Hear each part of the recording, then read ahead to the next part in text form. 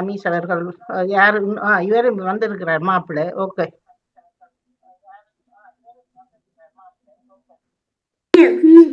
வணக்கம். இந்திய வாசிப்பது 218 நாளைக்கு அறிந்துகோங்க தலைப்புற வாசி காட்ட போறேன். நுரையீரல் மூலம் சுவாசிக்கும் பிராணி எது? நாய். பூவினால் சுவாசிக்கும் பிராணி எது? மீன். பறக்க முடியாத பறவை எது? பறவைகள் கிவி, பெங்குயின். கூடு கட்ட தெரியாத பறவை எது? குயில். உங்களுக்கு பிடிச்சிருக்குதா? நன்றி, வணக்கம். வணக்கம். இன்றைய வாசிப்பாயிரத்தினாலு நாளைக்கு நான் சென்ற திருமணத்தை பற்றி சொல்ல வந்துள்ளேன். நான் சென்ற திருமணம். நான் எது மச்சாளின் திருமணத்திற்கு சென்றேன். அங்கு என் அப்பாவின் சகோதரர்களும் சகோதரிகளும் வந்தார்கள். அவர்களை கண்டது எனக்கு மிகவும் மகிழ்ச்சி. நானும் எனது தம்பியும் மணமகளை வரவேற்பதற்கு நாங்கள் பதாகை பிடித்தோம். திருமண நிகழ்வு மிகவும் சிறப்பாக நடைபெற்றது. அது எனக்கு மிகவும் மகிழ்ச்சி. இது உங்களுக்கு பிடிச்சிருக்கா? நன்றி, வணக்கம். வணக்கம், நான் அமீஷ். இன்றைக்கு நான் நேற்றிலிருந்து மிச்சம தேயிலை படிக்க போறேன். அந்நீர் என்றுமில்லாதவாறு சுவையும் மனமும் கொண்டிருந்தது. அரசர் அந்நீரை கவனித்து பார்த்தார். அது ஒரு நிறத்தை பெற்றிருந்தது. நீரை கொதிக்க வைக்கும் போது அருகிலிருந்த செய்யொன்றிலிருந்து இலைகள் பானையுள் விழுந்தமையே அதற்கு காரணம் என்று அரசர் அறிந்தார். பின்னாளில் அதுதான் தேயிலை என்று கண்டறியப்பட்டது. நன்றி, வணக்கம். வணக்கம், நான் அமீஷ். இன்றைக்கு நான் தேயிலை பற்றி வாசிக்க போறேன். முன்னொரு காலத்தில் அடுத்து உரையாடமுடன் வருகின்றார். அனைவருக்கும் வணக்கம். நான் 175. நான் இன்றைக்கு இந்த சூரியன் மறைய காட்சி நான் இன்றைக்கு உரையாடம் செஞ்சு காட்ட போறேன். இந்த காட்சி எனக்கு ரொம்ப பிடிச்சிருக்குது. இது நாங்க ஒரு கல்யாணத்துக்கு போய்க்க திரும்பி வந்து கொண்டிருக்க எந்த நாட்டில இருந்து இத காட்சி கண்டுனாங்க என்றால் பெல்ஜியத்துல இருந்து இந்த காட்சி நான் கண்டிருக்கேன். எனக்கு ரொம்ப பிடிச்சிருக்குது. எல்லாரும் இந்த வீட்டுக்கு போய் கொண்டிருக்கிறேன். குருவிகள் அவை கூடுக்கும் போய் கொண்டிருக்கேன். இந்த காட்சி எனக்கு ரொம்ப ரொம்ப பிடிச்சிருக்குது. இங்க பாருங்க, மேற்கு ரோட்டுல இருந்தது. இது எனக்கு ரொம்ப பிடிச்சிருக்குது. சூரியனும் இருக்கிறது எனக்கு ரொம்ப பிடிச்சிருக்குது. இது நீங்களும் பார்க்கிறீங்களா? நாங்களும் பார்த்திருக்கிறோம். இது உங்களுக்கு பிடிச்சிருக்குதா? நன்றி, வணக்கம். வணக்கம், நான் அமீஷ். இன்றைக்கு நான் இந்த டேட்ஸ் கேக் பற்றி சொல்ல போறேன். இது டேட்ஸ் கேக். அந்த டேட்ஸ் கேக் நேற்று அதில் ஆரஞ்சும் லெமனும் லைம் அதில் ஜெஸ்டில் அதில் போட்டு நான் அப்படியே கிரேட் பண்ணி போட்டேன். அதுக்கு பிறகு டேட்ஸ் அப்படியே மேரினேட் பண்ணி ஃப்ரிட்ஜில் வச்சது. அதுக்கு பிறகு நான் அது மிக்சரால் போட்டு அந்த சுகரும் அந்த 6 eggs அதில் போட்டு பட்டரும் போட்டு அப்படியே மிக்ஸ் பண்ணான். அதுக்கு பிறகு பேக்கிங் ட்ரேயால் போட்டு ஓவனில் அது ஃபியூ மினிட்ஸில் அப்படியே ஹீட் பண்ணி அதுக்கு பிறகு ஓவன் கிளாப்ஸ்லாம் எடுத்து அப்படியே வெளியில் வச்சேன் நான். அதுக்கு பிறகு இப்போ கோல்டன் ப்ரௌனாக இப்போ அதில் நான் இதில் டேட்ஸ் கேக் நான் நேற்றுலேருந்து அப்படியே ஃபோட்டோ எடுத்து நான் படம் வீடியோ எடுத்த பிறகு அப்படியே டேட்ஸ் கேக் வந்து நான் டீயோட அப்படியே சாப்பிட்டுட்டு வந்தேன். நன்றி வணக்கம்.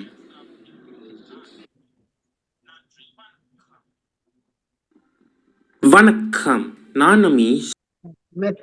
இவருடைய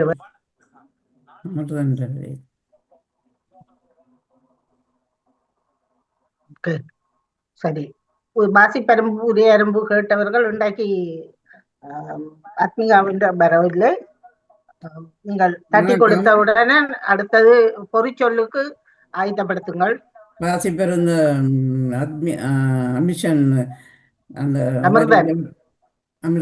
அமிர்தன் தனது கூடு கட்ட தெரியாத குயில், பறக்க முடியாத கிவி, மற்றது மீனை பற்றியும் சொல்லியிருந்தார். அதில் இந்த அதில் செய்யமுறைகளை பற்றியெல்லாம் சொல்லியிருந்தார். அவருக்கு வாழ்த்துக்கள். மற்றது திருமண வீட்டு போய் வந்ததை பற்றி அங்கே நடந்த இதில் சார்ந்த இதுகள் கொடி பிடிச்சாருன்னு சொல்லி அது அவர் சொல்லியிருந்தார். வாழ்த்துக்கள். மற்றது அமீர் நேற்றிய மீதியை தேயிலையை பற்றி, தேயிலை எப்படி வந்தது, தண்ணி எப்படி உண்டானதுன்னு சொல்லி மேற்றையான மீதியை சொல்லியிருந்தார். வாழ்த்துக்கள். மற்ற உலகில் அத்மிகா பெல்சியத்திலேருந்து வருவது, பெல்சியத்தில் வர்ற வழியில் அந்த காட்சியை கண்டது, தனக்கு சூரியன் பிடிச்சது சிறப்பாக இருந்த அந்த காட்சி, அதுக்கு மன்னதுக்கு தனக்கு நல்லா இருந்ததுன்னு சொல்லியிருந்தார். அமீஸ் டேட்ஸ் கேக்கை பற்றி, பேரிச்சம்பள கேக்கை பற்றி சொல்லியிருந்தார். தான் செய்ததை தேசிக்காயம் விட்டுருக்குறேன்னு சொன்னார். இது விட்டு தான் அந்த வெட்டி சாப்பிட்டேன்னு சொல்லியிருந்தார். அமிர்தன் இன்றைக்கு வேற இல்லை. மூவருக்குன்னு சிறப்பான வாழ்த்துக்களை. நன்றிகள். நன்றி அக்கா, நன்றி. அடுத்தவர். வணக்கம், பத்மினி கமலாந்தன். வணக்கம், அனைவருக்கும் வணக்கம். அமிர்தன் நாய், மீனுக்கு செதில் இல்லை, மற்றது கூடு கட்ட தெரியாதது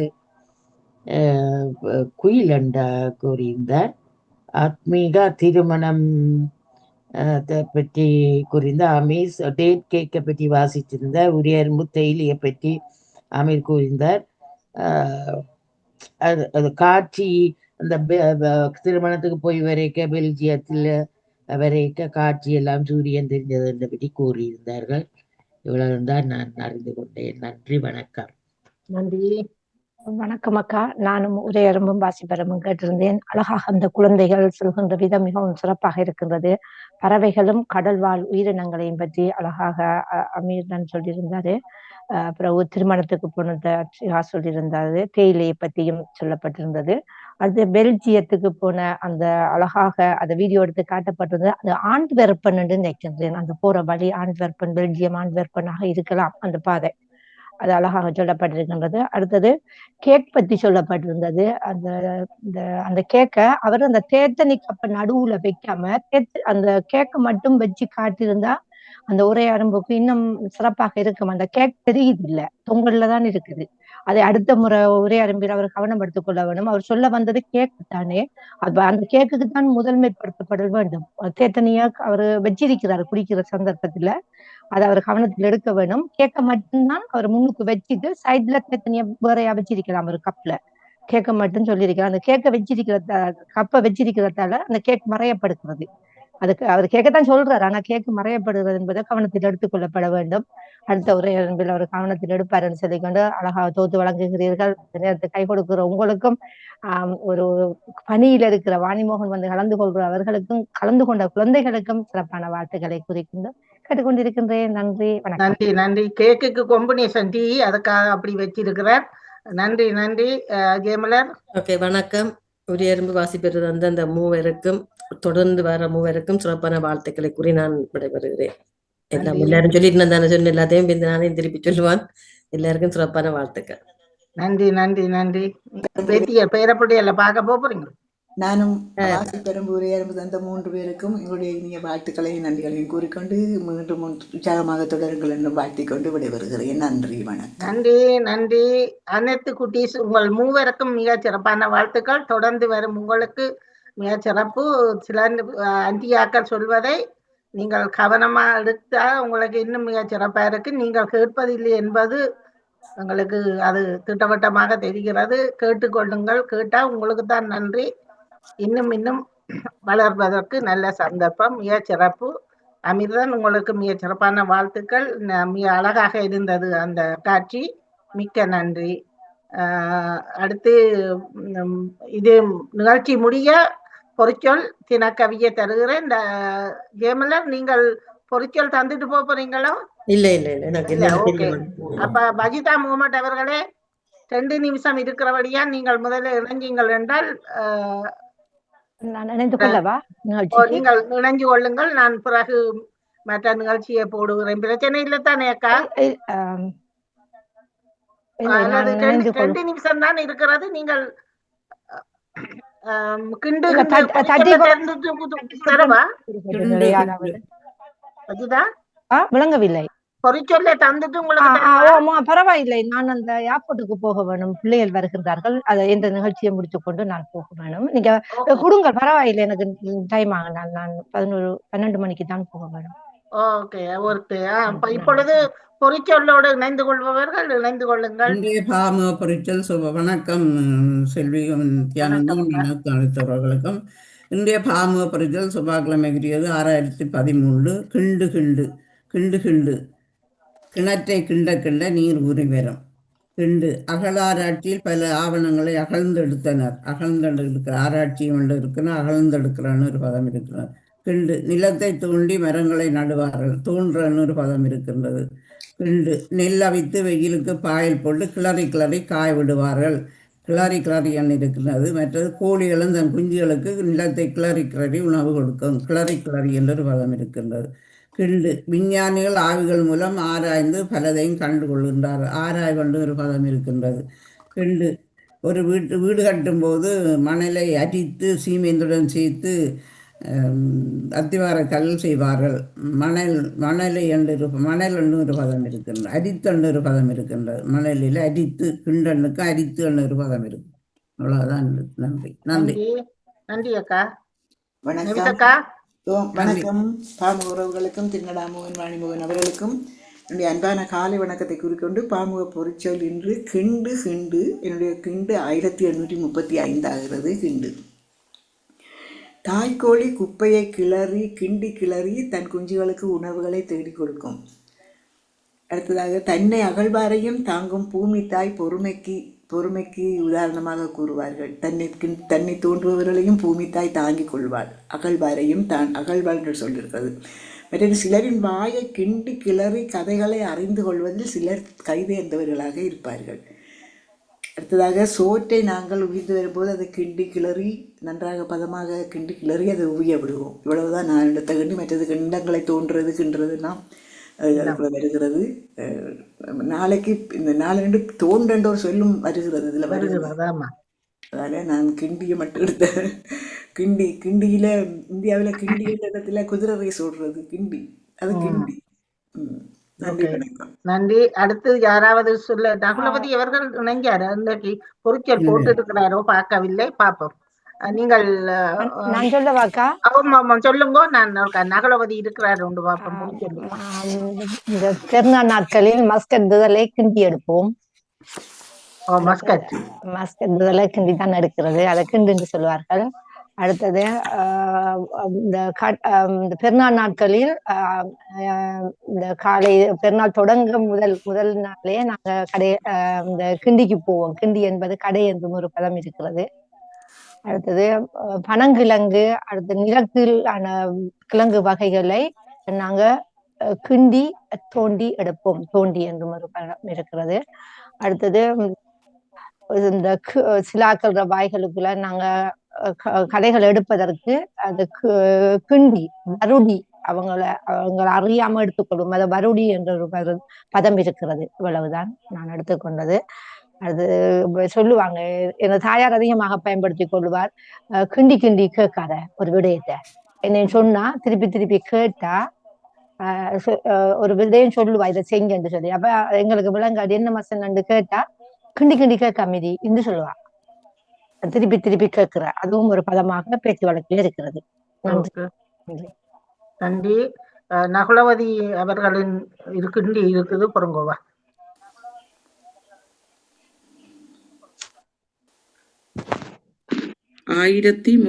வாங்க. இனிய காலை வணக்கம். நூலவதி தில்லைத்தேவன் லண்டனில் இருந்து. பொருட்சொல் கிண்டு கிண்டு 1038வது கிண்டு. இனிய காலை வணக்கம்.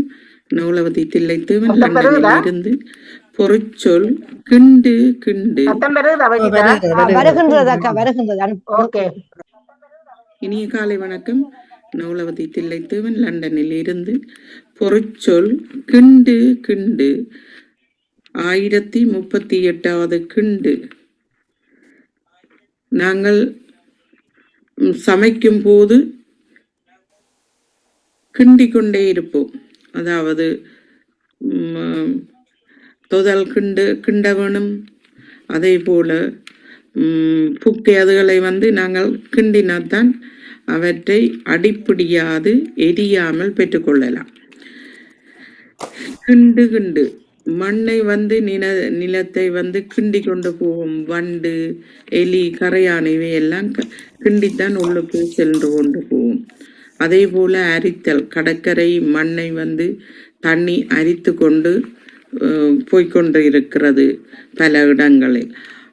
ஆராய்தல் செய்தல் வேண்டும். ஒன்றை செய்யும் போது அது சரியா பிழையா என்று நாங்கள் அதனை ஆராய்ச்சி செய்ய வேண்டும். அதே போல சிலர் ஆராய்ச்சி செய்வார்கள். எங்கே போன, இப்படி இருந்த, இப்படி வந்தா என்றெல்லாம் ஆராய்ச்சி செய்வார்கள். அரித்தல் அரித்தல் என்றால் மண்ணை அரிப்பது போல நாங்கள் மாவை அரிப்பது வழக்கம். தோண்டுதல், நாங்கள் மணல் கும்பிகளை போட்டிருந்தால் அதுக்குள்ளே தோண்டி தோண்டி கையை காலை நாங்கள் அதில் உள்ளுக்கு வைத்து விளையாடுவது வழக்கம். அகழ்ந்தெடுத்தல், அகழ்ந்தெடுத்து ஆராய்ச்சிகளில் கல்கள், பெட்ரோல், நிலக்கரி இவற்றை அகழ்ந்து எடுப்பார்கள். நன்றி, வணக்கம். நன்றி நன்றி. இனிய காலை. இப்பொழுது பொறிச்சொல்லுடன் இணைந்த அனைத்து குட்டியல் என்றுதான் வாயில வருது. அனைத்து நேயர்களுக்கும், அனைத்து அன்புறவுகளே, உங்களுக்கு மிக்க மிக்க நன்றி. நகுலவதி அவர்களுடைய செய்தி இருக்கிறது. நிகழ்ச்சி மற்ற எல்லாம் முடிய கிட்ட வரையில நான் தினக்கவி போடும் பொழுது அதை போட்டுக் கொள்கிறேன். இப்பொழுது வஜிதா முகமது அவர்களே, நீங்கள் இணைந்து கொள்ளுங்கள். வணக்கம் வஜிதா. வணக்கம் அக்கா. மீண்டும் ஒரு ஊரோடு விளையாடு நிகழ்வில் உங்களோடு சந்திக்கும் வரை மகிழ்ச்சி அடைகிறேன். நீங்கள் ஆரம்பித்துக் கொள்ளுங்கள், நான் இணைகிறேனா? ஆமாம். அனைவருக்கும் வணக்கம். ஊருக்குள்ள ஒளித்து வைத்தேன், கருவுக்குள்ள ஒளித்து வைத்தேன் 100 கடகடந்து சொல்வது யாரு? எங்க ஊரு வழக்கு பேச்சு உனக்கு தெரியுமா? யோசி, ஊரோடு விளையாடு, ஊரோடு விளையாடு என்று கேட்டுக்கொண்டு இப்பொழுது நான் ஒரு பழமொழிக்கான கருத்தை நீங்க சொல்லுங்க. நாட்டாம செய்தாம் ஆட்டுப்புடுக்க, கணக்கு பாக்குதாம் கட்ட விளக்கு மாறு. இதுக்கான கருத்தை நீங்க சொல்லிக்கொண்டு நாங்க வட்டார வழக்கு சொல்லுக்குள்ள போவோம். யாருக்காவது தெரிந்தா சொல்லிக்கொள்ளுங்கள். என்ன சொன்னீங்க? நாட்டாம செய்தாம் ஆட்டுப்புடுக்க, கணக்கு பாக்குதாமே நம்ம கட்ட விளக்கு மாறு. நாட்டாம செய்தான் ஆட்டுப்புழுக்கையா? ஆட்டுப்புழுக்க. ஆம். நாட்டாம செய்தாம் ஆட்டுப்புடுக்க, கணக்கு பாக்குதாம் நம்ம கட்ட விளக்கு மாறு.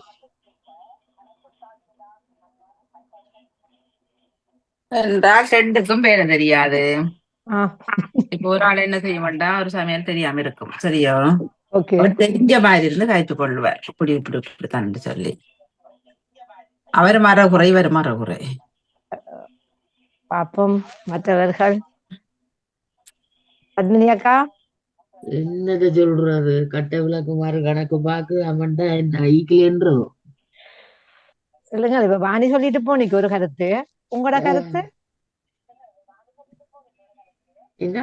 ஆட்டுப்புழுக்கு என்ன சொன்னீங்க? முதலாவது நாட்டாம செய்தாம் ஆட்டுப்புழுக்க. நாட்டாம செய்துன்னு சொன்னா அந்த பெரிய ஆள் மாதிரி நடந்து கொள்றது, பெரிய தலைமைத்துவத்துக்கு மாதிரி. ஆட்டுப்புழுக்க, கணக்கு பாக்குதான் நம்ம கட்ட விளக்கு மாறு. 2 பேருக்கும் ஒன்றும் தெரியாது, சும்மா நடிக்கணும் போல.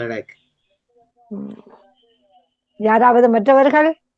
சரியா, ஓடுவோம், நேரமும் செல்வி அக்காவுக்கு கொடுக்க வேணும். சொன்ன பதில் சரியாக இருக்கின்றது. வாணிமோகனுக்கு சிறப்பான வாழ்த்துக்கள். பத்மினி அக்கா அவர்களும் சரியாக சொல்லியிருந்தார்கள். தனக்கு எதுவுமே தெரியாது, தகுதி இல்லாதவர்களாக இருப்பார்கள், ஆனா எதுவும் தெரியாது, ஆனால் அவர்கள் எல்லாம் தெரிஞ்ச மாதிரி தகுதி உடையவர்களை போல நடந்து கொள்வார்கள் அந்த இடத்துல. அதுக்கான பழமொழியாகத்தான் இது வந்திருந்தது என்று கூறிக்கொண்டு இப்பொழுது நான் வட்டார வழக்கு சொற்களை முதலில்